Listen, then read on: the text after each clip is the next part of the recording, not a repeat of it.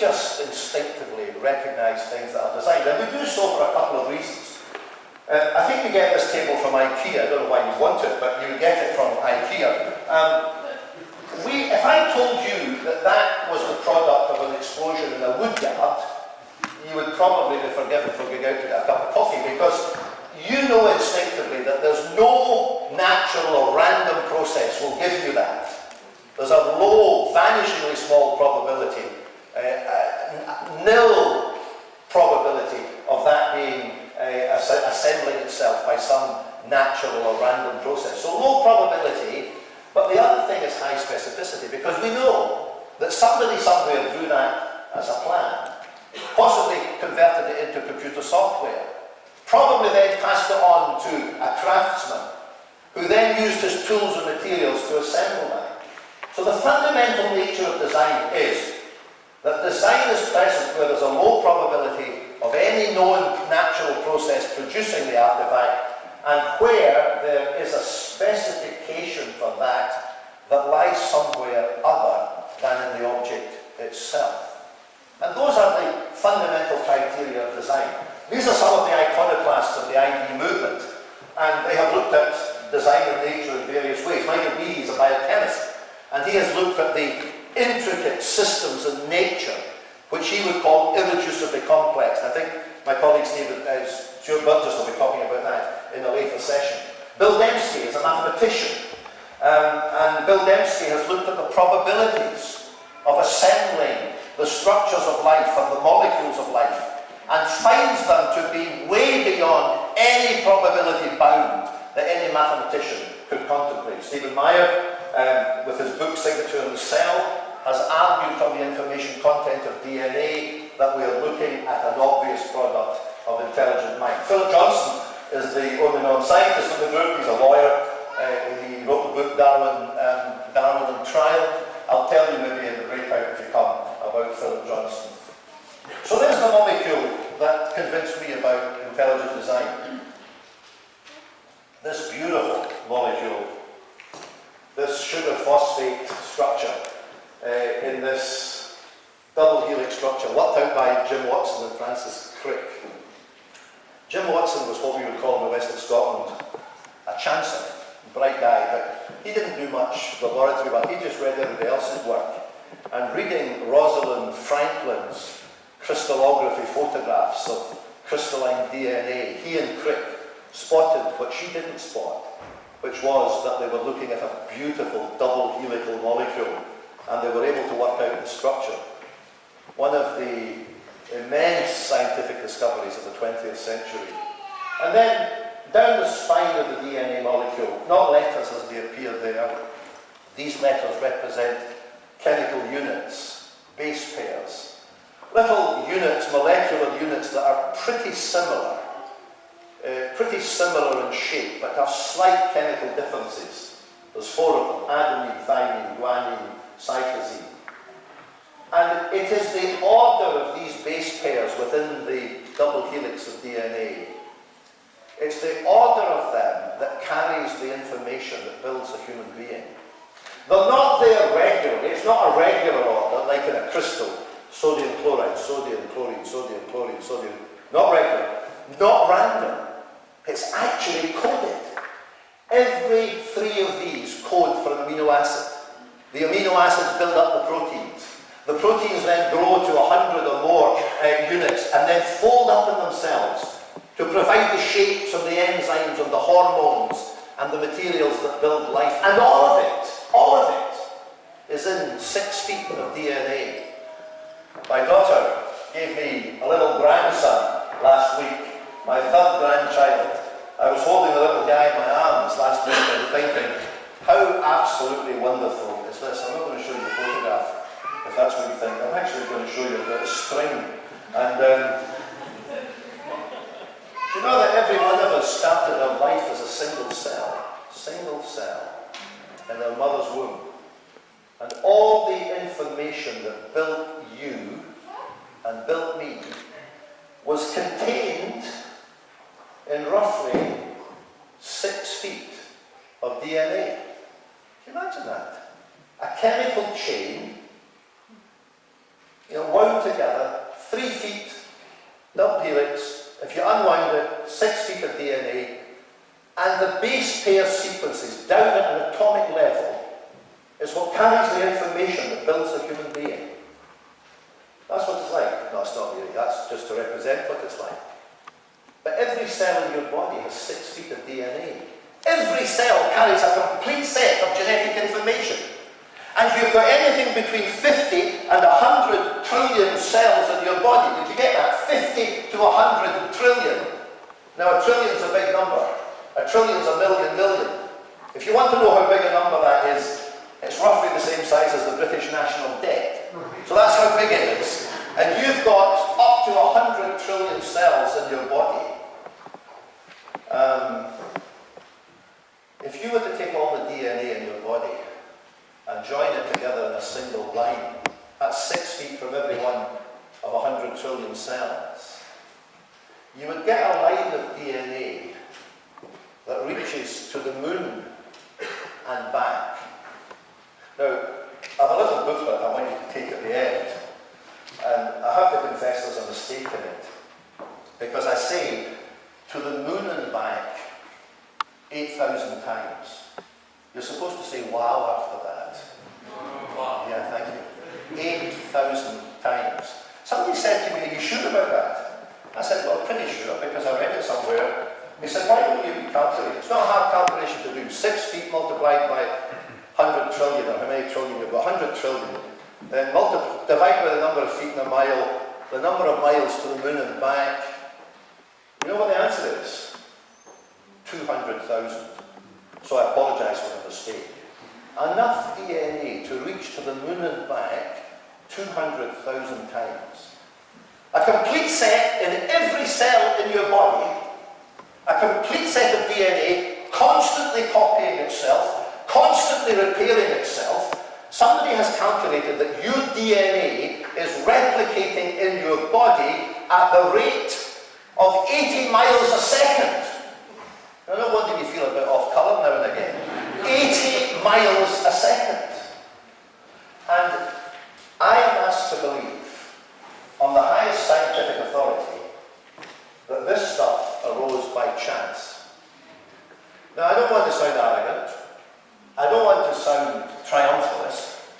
But when I read in the Daily Telegraph a year ago, Lord Martin Rees, the astronomer royal, writing about the origin of life on Earth, said, we don't really know how life began on Earth. It must have been a fluke. A fluke that happened only once in the entire history of the universe. Now, Lord Martin Rees is a pretty smart man. But I tell you, with my humble background, I prefer the design theory to the fluke theory. How about you? So I think we're actually dealing with something that's pretty significant and pretty important. Stephen Meyer's book deals with the information argument. Worth the read. His argument is, intelligent mind is a known source of specified functional information like computer software. And this is a recognised method in science. It's the method, incidentally, that Darwin used when arguing about the past. We cannot repeat the past. We can only look at the data and infer what happened in the past. And he says, intelligent mind is a known source of specified functional information like computer software, and on the basis of inference to the best explanation, we come to intelligent design. There's Meyer's way of putting it. Information is the hallmark of mind. And purely from the evidence of genetics and biology, we can infer the existence of a mind that's far greater than our own, a conscious, purposeful, rational, intelligent designer who's amazingly creative. There's just no getting around it. Now, I would have thought, at the very least, that was something to debate and consider in the scientific community. I cannot believe that our Department of Education rules that that kind of statement is not appropriate in a science class. And of course the same thing has been ruled in the United States of America. You cannot, they argue on the basis of separation of church and state, you cannot within the education system debate the proposition that the evidence points to a designer. This is a serious matter. I find it hard to believe in a country like ours that fought 2 world wars for freedom, including freedom of inquiry, that you're shouted down if you propose this as a scientific position. I'm going to run out of time, but if you're not feeling dizzy already, let me just make you feel a little dizzier and give you a quick run through the breadth of evidence for intelligent design, because it's not just about DNA. In Scotland, they say that all good sermons have 3 points, and they're even better if they alliterate. Well, here's 7 points that all begin with the same letter. I apologise for the slightly contrived nature of this, but it's pretty close. And after all, we are talking about intelligent design. So here are areas in which the design of the universe is obvious. Our intuition suggests, when you look at the beauty of nature, our intuition suggests design. Now, intuition can be wrong, but scientists should not rule out their intuition until they have very good reasons for doing so. And remember what I told you about the inductive approach. These are Canadian ducks, so you get the point. And then, perhaps even more powerfully than the information carried in DNA, is the whole issue of our intelligence. You know, it's phenomenal for me to stand here and see so many of you here this afternoon, really encouraging. But you know, I just look at you and I realise that every one of us has a brain in our head. And you're sitting there thinking about what I'm saying. Or maybe you're thinking, when's he going to finish? But you're thinking, that's the point. You're thinking. And Thomas Nagel, world-class philosopher, says the existence of consciousness is both one of the most familiar and one of the most astounding things about the world. And if physical science, whatever it may have to say about the origin of life, leaves us necessarily in the dark about consciousness, that shows that it cannot provide the basic form of intelligibility for this world. In other words, if you can't explain consciousness, you haven't explained anything. That's what he's arguing. And you'd be interested to know that his book about this, published in 2011, is called Mind and Cosmos: Why the Materialist Neo-Darwinian Conception of Nature is Almost Certainly False. Now, he's a university professor in New York. He got the treatment after this. He was told he was probably a danger to students thinking like this or talking like this. But you see, the Darwinian explanation of intelligence is, you ready for it? You can write it down. It's an accidental byproduct of physics and chemistry. There's no planning, it's just an accidental byproduct. You're smiling. That's it, guys, that's it. An accident. Nagel says, if Darwin can't explain consciousness, he hasn't explained anything. And he goes on to say, Darwinism is a heroic triumph of ideological theory over common sense. I think I get that. But you know the really interesting thing about Nagel? Nagel is an atheist. An atheist. And he says, Darwinism's not up to it. And he actually writes with some sympathy for intelligent design, though he does say, I don't want to believe in God.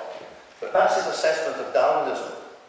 Pretty encouraging from my point of view, pretty embarrassing for others. John Lennox makes this interesting comment, and I ask you to think about it. Either human intelligence ultimately owes its origin to mindless matter, or there is a creator. It is strange that some people claim that it is their intelligence that leads them to prefer the first explanation to the second. If John says somewhere else, talking about this kind of stuff, he says, nonsense is nonsense, even when taught by world-renowned scientists. Now, I honour world-renowned scientists, but I reserve the right to identify nonsense when I hear it. And there's a lot of nonsense in this area. I'm going to be quick because my time is up. The intelligibility of the universe. Why should the universe follow set laws? And why should we be able to perceive them? That's a mystery that requires explanation. Why doesn't the sun rise in the south tomorrow and the north the next day and flutter about all over the sky? Why is everything regular? Where did all of that come from? What about the intentionality of the universe? Now, this is a picture of an eclipse. I saw one briefly last year for the first time. And there was a television program running concurrently with it, Professor Brian Cox was in the chair, and somebody said to Brian Cox, is it not remarkable that the sun and the moon appear the same size in the sky? The sun is 400 times bigger than the moon, but it's also 400 times further away. Is that not remarkable? Yes, he says, an absolute coincidence. Well, you see, it might be a coincidence, but the trouble is, there are just so many coincidences in the universe. And that's what Paul Davis was saying. The universe appears to be set up with an astonishing degree of precision. Fred Hoyle, Cambridge cosmologist, I don't know, he would have no connection with the modern intelligent design movement, but on one occasion he said this: a common sense interpretation of the data suggests that a super intellect has monkeyed with the physics as well as the chemistry and the biology. Now, I don't know what the theologians make of monkey, but I think we get his point. And actually, I noticed only recently in a paper of his, he does say that we might call this intelligent design if we are permitted to go there. Words to that effect. I'll leave the anomalous expansion of water, the improbability of generating macromolecules with exactly the right structure. The figures for getting a protein structure with the right order of amino acids are astronomical to a power of 10 to the 100. It's just unbelievable. And there's a book about this by David Swift, Evolution Under the Microscope, who argues that if all the atoms in the universe from the beginning of time did nothing else but try to produce one single protein in the right configuration, you wouldn't actually get a better probability than 1 in 10 to the 40. And there's only been 10 to the 18 seconds since the beginning of the universe, if you take an old Earth view, as the consensus does. So these figures are astonishing. This is the impossibility of getting just one protein by chance in the right configuration, never mind the hundreds and thousands that you need. And then the intricacy and irreducible complexity of molecular machines. This is Michael Behe's argument. The bacterial flagellum, this little tail that comes out of the bacterium. I say this little tail, but this little tail revolves up to 100,000 revs per minute, changes direction a quarter turn, and has this fascinating, just this junction between the flagellum and the cell wall, this protein motor with 30 moving parts. This is what converted Michael Behe to intelligent design. The first time he saw that under an electron microscope, he said, my goodness, that's an outboard motor. And he became convinced that it was designed, and not only designed, but he couldn't think of any Darwinian way in which you could get 30 pieces into the right place and have them all moving together, because take any one away it doesn't work. How do you evolve something like that over billions of years? The answer is you don't. And I'm going to finish with this point. It's even worse than that. Because you remember I said design is specified. You see, a bacterium will divide about every 20 minutes. You've got billions of them inside your intestines now. Don't feel squeamish about that. We need them. And every 20 minutes, every bacterial cell is building another one of these. And the pieces come from all over the cell into the right place and get assembled. And you see, the information for that is in the DNA. So the bacteria's DNA carries the information. And it transmits it to the cell wall by a system of chemical reactions in between that look like an integrated circuit. So you've not only got to explain the flagellum motor, you've got to explain the information in DNA, and you've got to explain the chemical pathways that get you from here to there, every 20 minutes, trillions of times. I think the case for design is overwhelming. Don't you? And I think it's time we committed ourselves to training our young people and our congregations to understand this. I finish where I started in the information argument. These arguments build up an unanswerable case for design in nature. Now, as Christians and theists, that comes as no surprise. But don't you find it incredibly faith-affirming? I certainly do. I'm sorry I can't go further with this, but if you, in the breakout groups, I'll be happy to look at more of the evidence, the challenges to evolution, and some of the implications in social policy. I'd be happy to do that. if any of you are interested. I've got some books there that I'd like you to have. Explore Evolution is a textbook that shows both sides of the argument. If you can leave me £5 for that, please do. We don't pay for things today, so if you leave your name and say you've taken one, Eustace will sort it out with you later. But if you're a student, take it for free, and I have a little booklet that's complimentary for anyone who wants to take one. And there's also a DVD that costs £7. If you want to take one of these, then leave your name and Eustace will follow you up for money, unless you're a student, in which case you can have it free. Thank you very much for listening so well.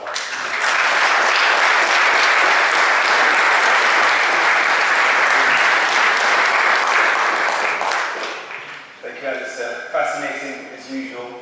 And I told you these guys are passionate about what they know, passionate about what they believe, passionate about their faith. As Alastair said, we're now moving into our breakout sessions. He will be there. If you look at your programs, you see a few of the other titles, or all the other titles that will be happening now. Choose the one that looks of interest to you. Find the room.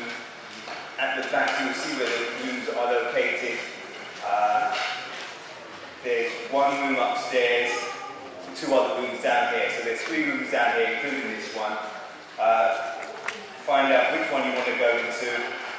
Make your way there. We're running slightly behind schedule, so let's see if we can move quite quickly on this.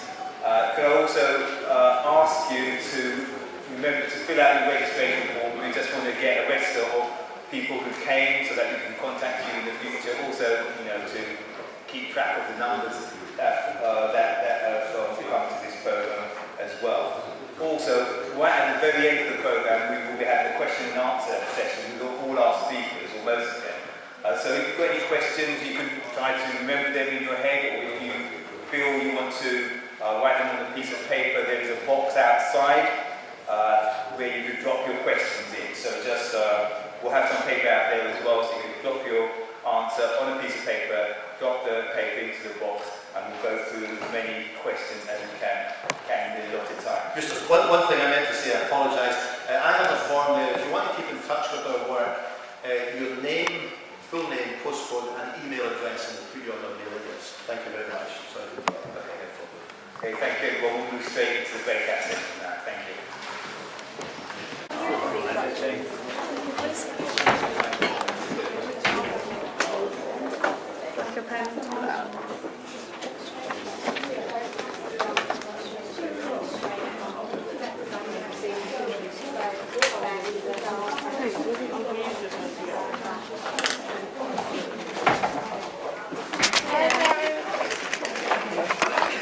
Is an evolutionist, he's a Darwinist, but he said we must discuss these issues. That is the nature of education. Well, you can't believe the row that this caused. So much so that Professor Rice was obliged to step down from his post in the Royal Society. He was effectively dismissed because they said he was bringing science into disrepute by suggesting that these matters ought to be discussed. It's unbelievable. Why the vehemence? Why the power of these people to stop this particular process? Well, what's your idea on that? That's very interesting. If I was taking a charitable view... I don't believe the Muslim thing. No, this went on before. Yeah. Yes. If I was taking a charitable view, I would say that there's an element that they want science to be taught properly and they don't want religious ideas forced on science students. That would be a charitable view.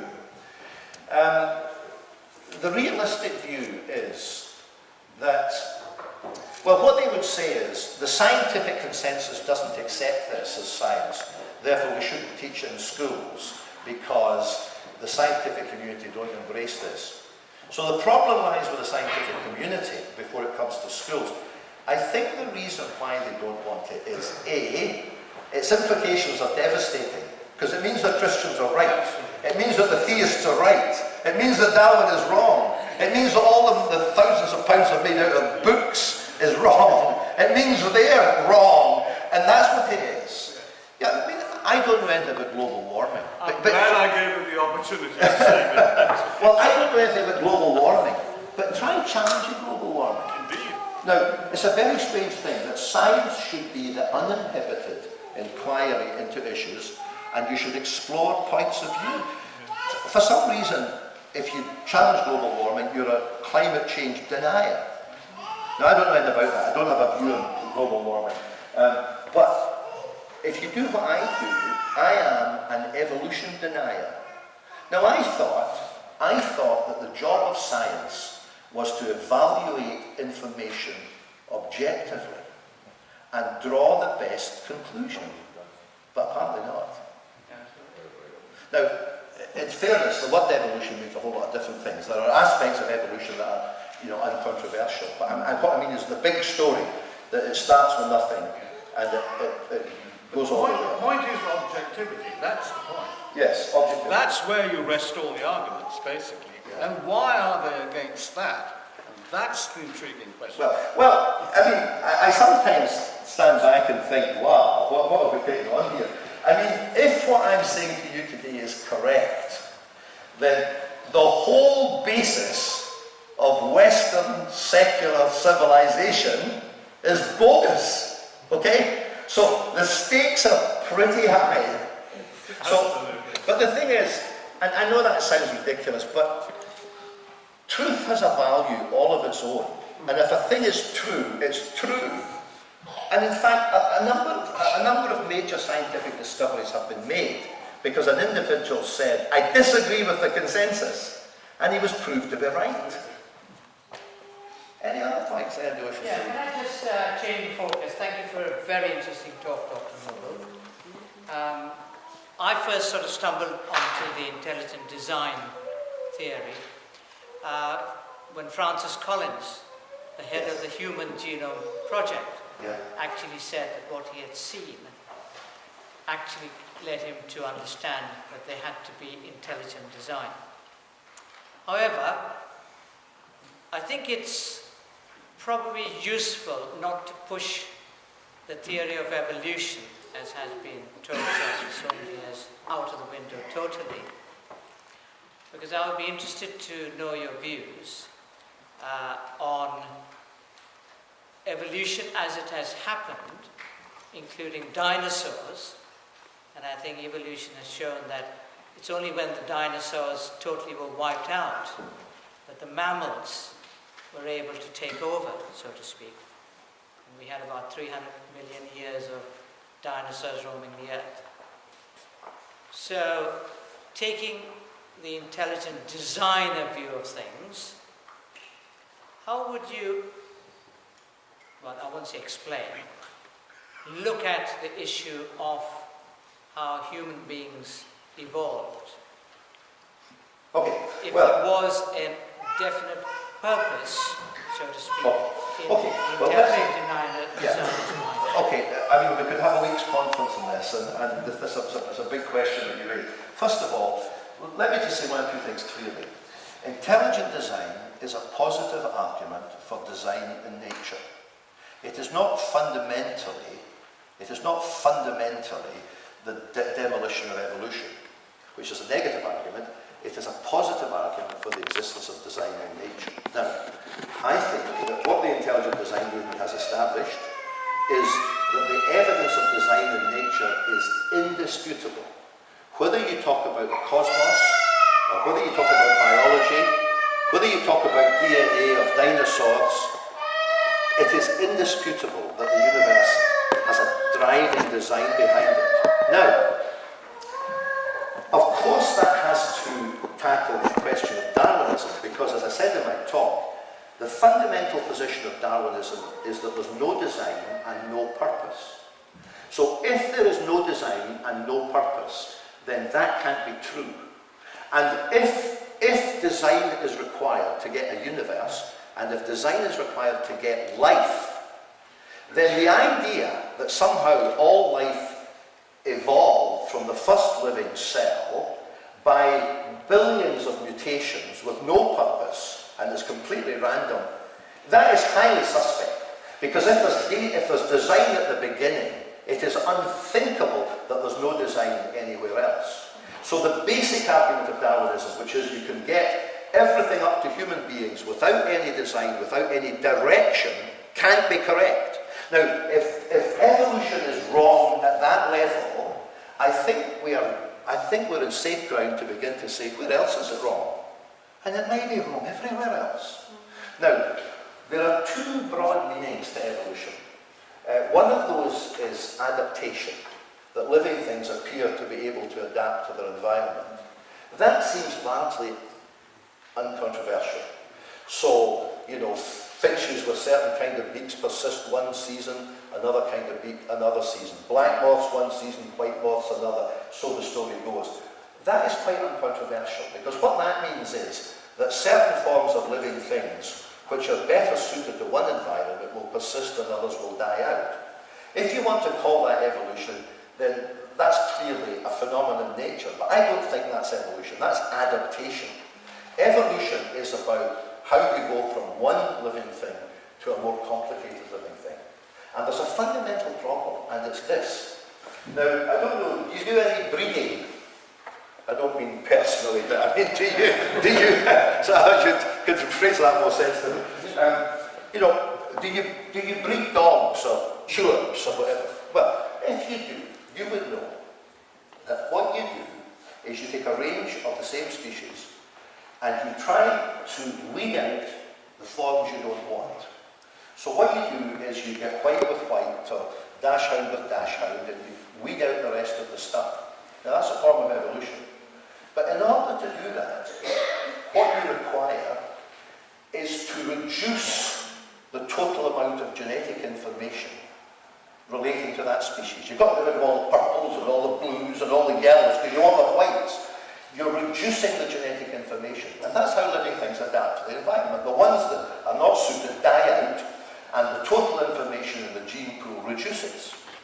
Now, how in all the world do examples of reducing genetic information become the evidence for doing the opposite, which is starting with one species and getting a more complex one, building up genetic information?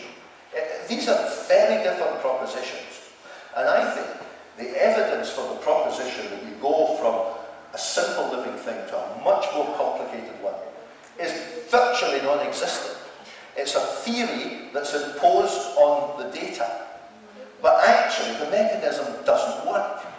If random mutations and natural selection works, it only works by reducing genetic information. It cannot create information. It can only select what's already there. And as somebody pointed out, the argument is not the survival of the fittest.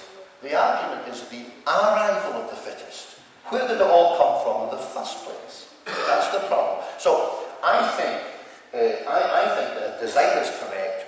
Darwinism in its popularly understood form can't be true. It just can't be true.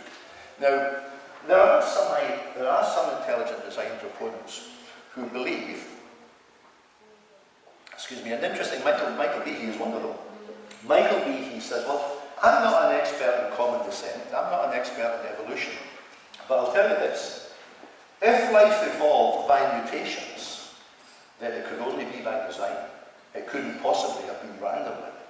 So, the basic Darwinian story can't be correct. Just fundamentally can't be correct. And therefore, I think you've got to start thinking in terms of how life developed over whatever time scale that the Earth has been around on the basis of a design paradigm. And if you look, here's an astonishing thing, a really astonishing thing. Do you know one of the major objections to Darwinism? The fossil record. The fossil record is not consistent with the Darwinian story. Now, Darwin himself knew that. And Stephen Meyer's written a book called Darwin's Doubt. Darwin said, if my theory is correct, then the fossil record should contain thousands of slight successive changes. I mean, that's how it works, slight changes. And if it's over billions of years, there should be nothing in the fossil record but these transitional forms. And they're not there. They're just not there. Now, Darwin thought that over time, more of these gaps would be filled in. In fact, it's got worse. And you should read Stephen Meyer's book, Darwin's Doubt, because what the fossil record shows is that the earliest creatures were relatively simple. But as you look at the fossil record, you get the sudden appearance of more complicated organisms that just appear without precursors and then disappear. And a number of paleontologists have noticed this. They've noticed that all the transitional forms are just not there. So I think what intelligent design would lead to is some form of progressive creation. That there were these moments in time when new species appear, new organisms appear. In other words, it is a creation framework, not an evolution framework. And that appears to make more sense of the fossil record. Now, I know you had some specific points, but, you know, you need to be, you need to be careful with dates about dinosaurs and dates about the next thing, because a lot of that is predicated on the philosophy of Darwinian evolution. It's a kind of circular argument. You kind of assume the thing you're trying to prove, and if you stand back from it and say, hey, wait a minute, none of that, the basis of that is incorrect. Let's start again. Let's start with the design paradigm, and what do we get? Now, some of that will take you into theological positions, but the scientific data doesn't actually sustain the Darwinian model. Well, I have a slide on this, I probably can't get to it. No, I'll go to, well, I have a flip of my notes. I made a list recently of the problems with Darwinian theory, and let me just read them to you, because, I mean, as they say in the part of the world I come from, no kidding, I mean, this is serious. There's no explanation for the origin of life.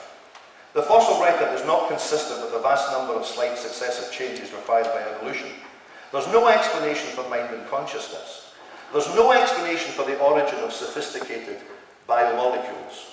Random mutation and natural selection have been shown to be unable to generate the molecular machines or new life forms. Actually, when you do the mathematics on random mutations, it just doesn't work. Michael Behe has studied mutations in malaria, and you need about 10 to the power of 20 generations to get 2 positive adaptations, you know. And if you try to work out all of life in that, you know, there's not enough time to do it. And that's only one change in a malaria mosquito. Do you know about junk DNA? Junk DNA is the story that's in every textbook, that 90% of DNA is junk. And that represents our evolutionary past. You know, so you're carrying about in your body all the dinosaur junk that you don't need anymore. 96% of DNA is junk. Until the ENCODE project in Cambridge University started looking at the 96% and found that at least 80% of it was chemically active, and probably all of it. So junk DNA is being quietly abandoned. The tree of life, this tree of life, the basis of the tree of life is being increasingly questioned. And there's no explanation for the origin, as we've seen, of genetic information. Now, as John Cleese might have said, apart from that, it's a pretty good theory. But actually, by the time you go down that list, there's not a lot left, really. So, I think one of the mistakes, and this is a personal view, I think one of the mistakes Christians make is they start trying to say, how can we accommodate evolution and fit it into our theology? And you get a position called theistic evolution. Now, I don't want to adjust my theology to a theory that's staggering. Why would I try and adopt my Christian theology to a theory that is increasingly being seen to be bogus? We need to start again, and the starting point is design. I know that sounds shocking, but I think that's the reality. So I'm not dodging your question about dinosaurs and all of that. There are answers to all of that, but I think, if you don't mind me saying so, I think these are relatively secondary questions in light of the fundamental issue about design. And before I leave it, let me say this to you. Do you know what John Cleese tweeted in January this year? I couldn't believe it. John Cleese, who makes me laugh every time I see him without even looking at his films, he said, I hope 2016 is the year in which people realise that science is a method of investigation, not a belief system. John Cleese. Can you explain what's the difference between intelligent design and creation?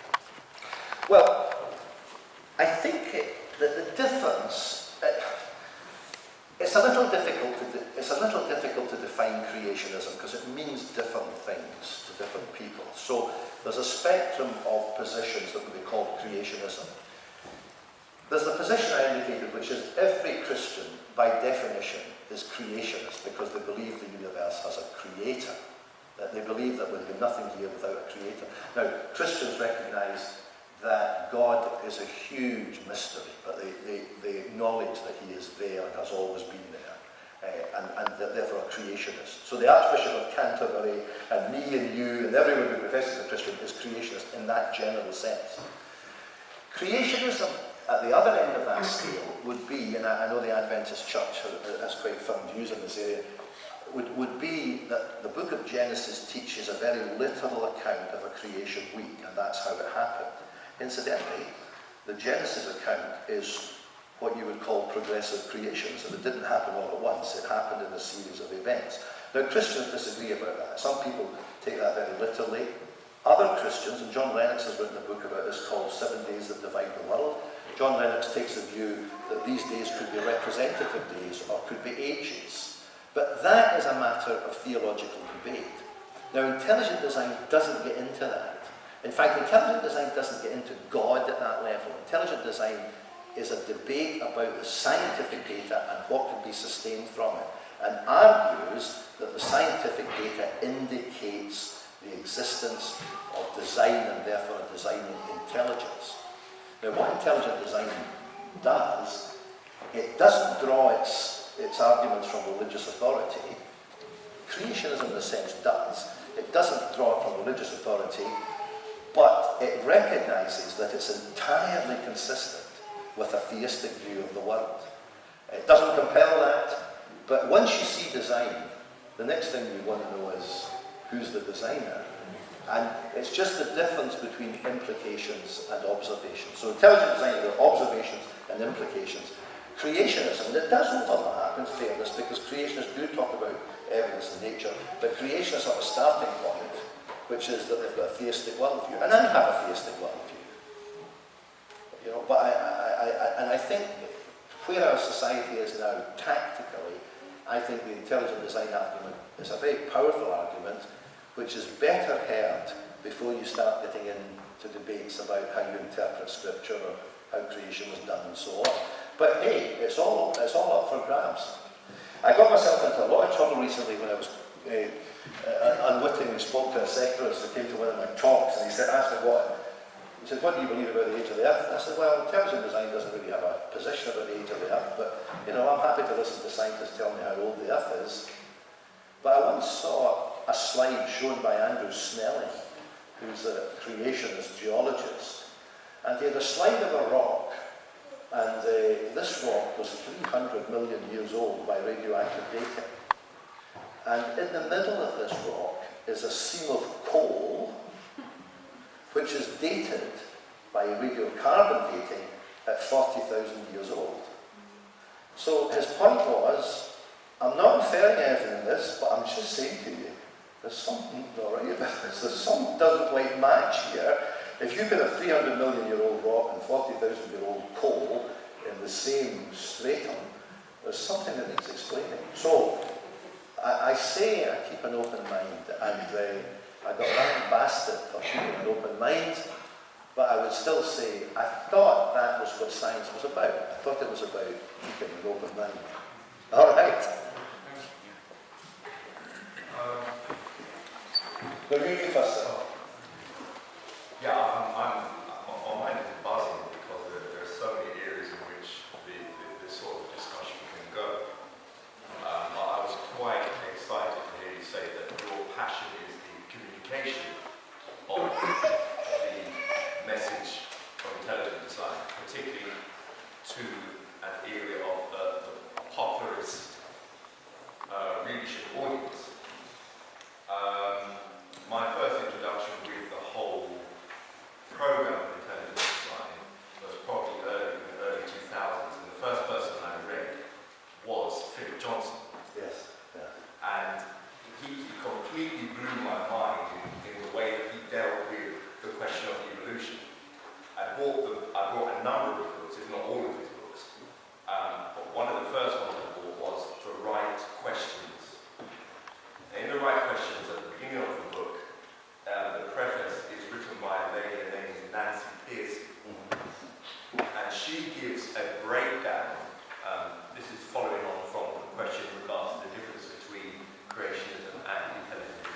she gives a breakdown of the history, the anthology, if you like, of the development of this movement. And in many ways, she said what you have said. But the key issue is orientation. We know in the field of science something called the Socratic principle, to follow the evidence wherever it leads. And when you take intelligent design, you take the issue of exploration from the side, from an investigative point of view. So you look at the evidence and then you formulate, as you say, inductive reasoning to reach a conclusion. Whereas with creation, you take the you start with the source book, for example, in the Christian context, the Bible, and then you work your way the other way. The question I have for you then is, how are we as Christians realizing that at bottom, at base, the problem with evolution is that for it to be successful, it requires hundreds and hundreds of thousands of millions of years and an awful lot of death, pain, suffering, in order for it to accomplish the goal of life. How are we as Christians to deal with that question when we know that one of the key problems for motivations against the existence of God is the problem of pain? Yes, okay, that's a very fair point. Can I just take your first point about Philip Johnson's book, The Right Questions? Because one of the things I learned about this debate is that the critical point of this debate is not science, but it is philosophy. It's a philosophical problem. And what happens is that scientific data is now interpreted only on the basis of naturalistic philosophy. So to quote from the book that you mentioned, The Right Questions, Philip Johnson quotes Scott Todd, who's an American biochemist, I think, writing in Nature in 1999. Now listen to this. He says, even if all the data point to an intelligent designer, such a hypothesis is excluded from science because it is not naturalistic. Okay? Now that's the problem. It's not a problem with scientific evidence, it's a problem of the interpretation that you bring to it. So the reason why intelligent design is not acceptable is because it appeals to an agency that lies beyond nature. So what we are really in is a philosophical battle.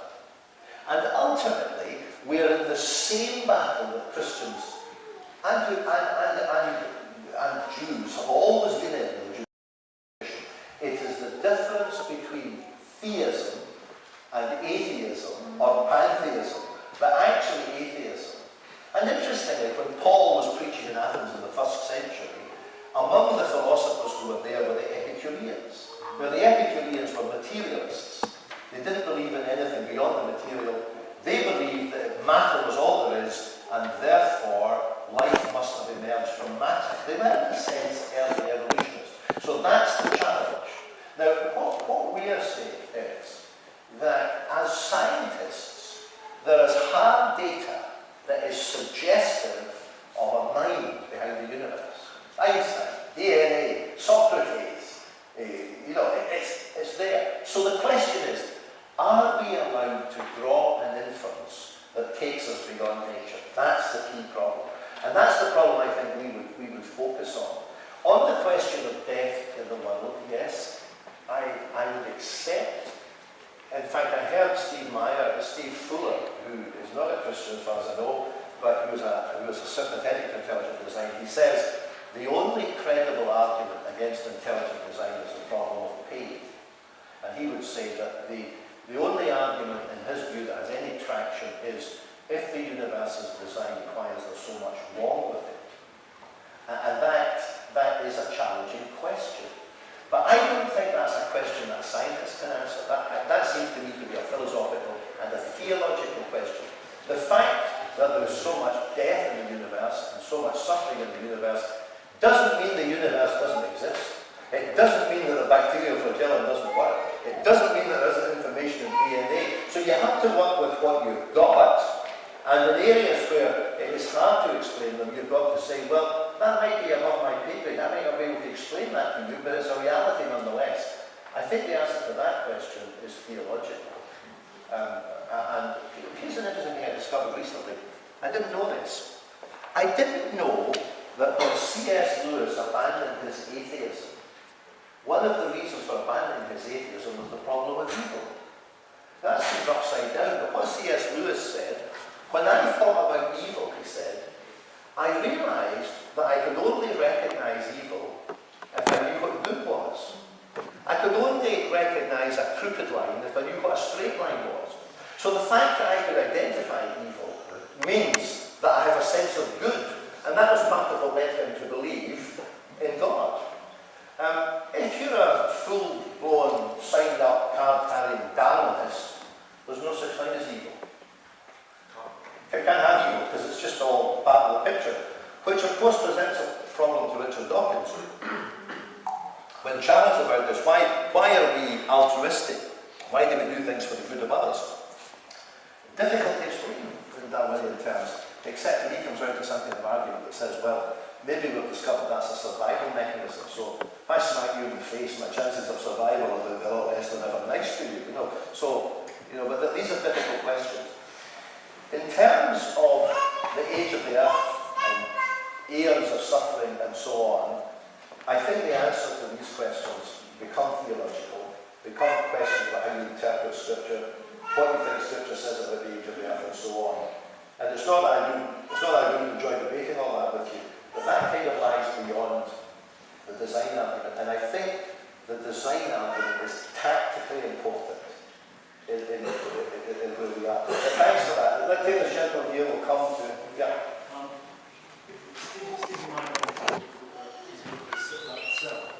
So Stephen Wright in his book about the cell, he mentions an argument from almost philosophy whereby he says that material can only come from immaterial. He vaguely mentions it. Given the fact that like 95% of the universe, as far as I know, is dark matter and 80% is dark energy, when you speak to your scientific friends, do they not have a little degree of humility in the fact that 80 to 90% of the universe is unknown anyway? And going also with your age of the earth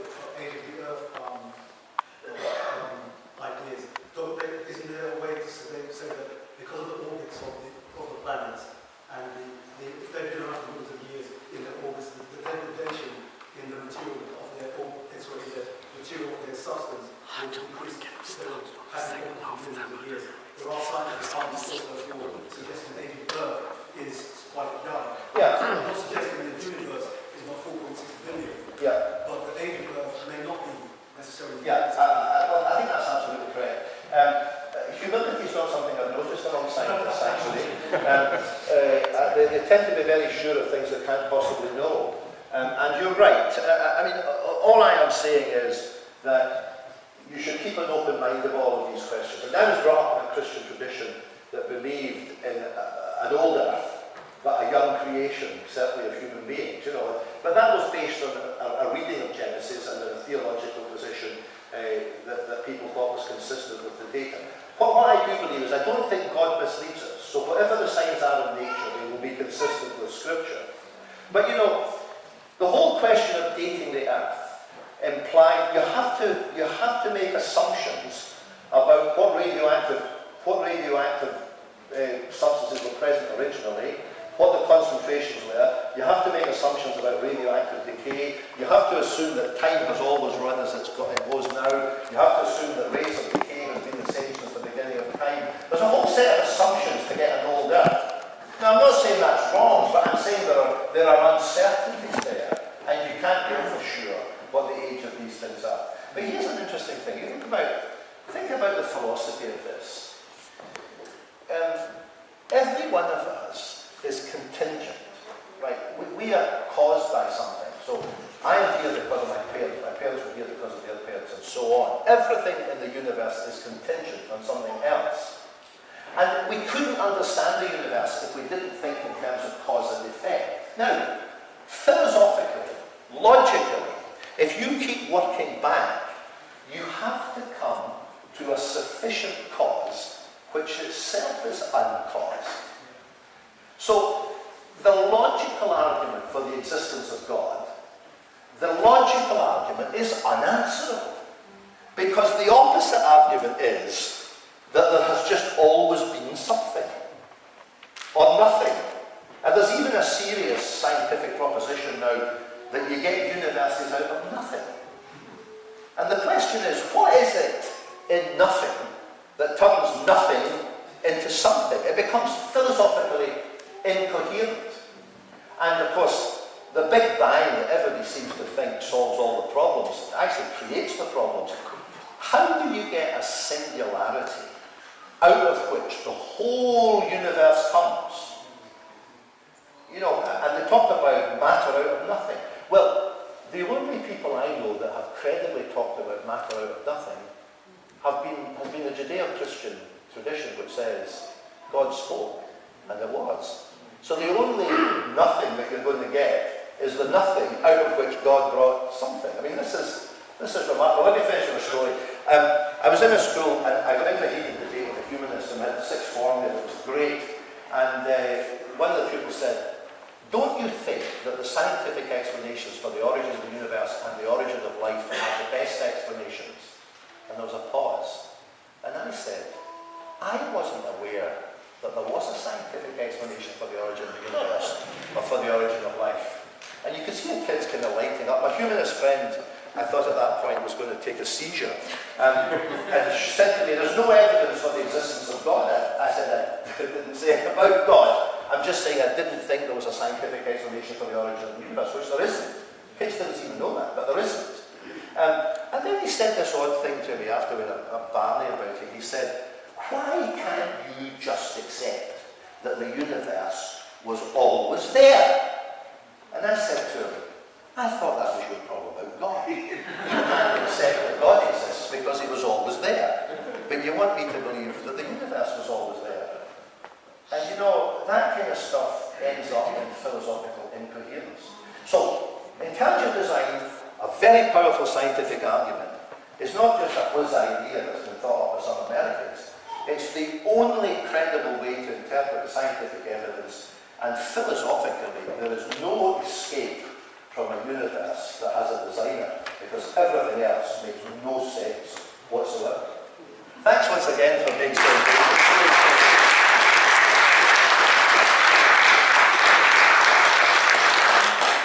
Just briefly before you head out, we've got a few minutes for the refreshment time. I don't know whether they're planning to start the next session bang on 5. If you have, we've got literally a few minutes to go and come back again. Thank you so much for your talk. We're not quite done yet with Dr. Noble because he's going to do another session a bit later upstairs. And then there are questions and answers at the end, which I think you'll probably be part of, listed as part of that. So maybe more questions. I'll do something about implications later if people want more on the evidence, whoever turns up. Fantastic. Okay, so just briefly before you quickly rush off. First of all, I found a grey little wallet thing. I won't say what's in it. If you can tell me what's in it, you can have it.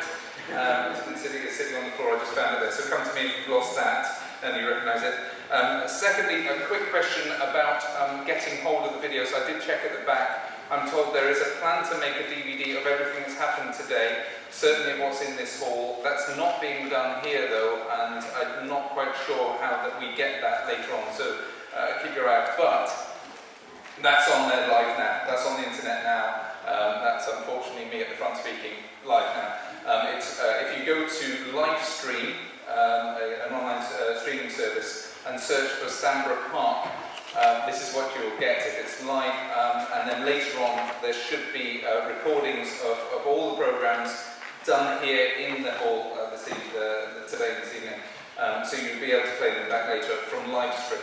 Okay, so just remember to search for Livestream, it'll be there, or you can get the DVD later. So that's it for now. If you want refreshments, they should still be going on there. We start a little bit late, so hopefully we can take 5 minutes.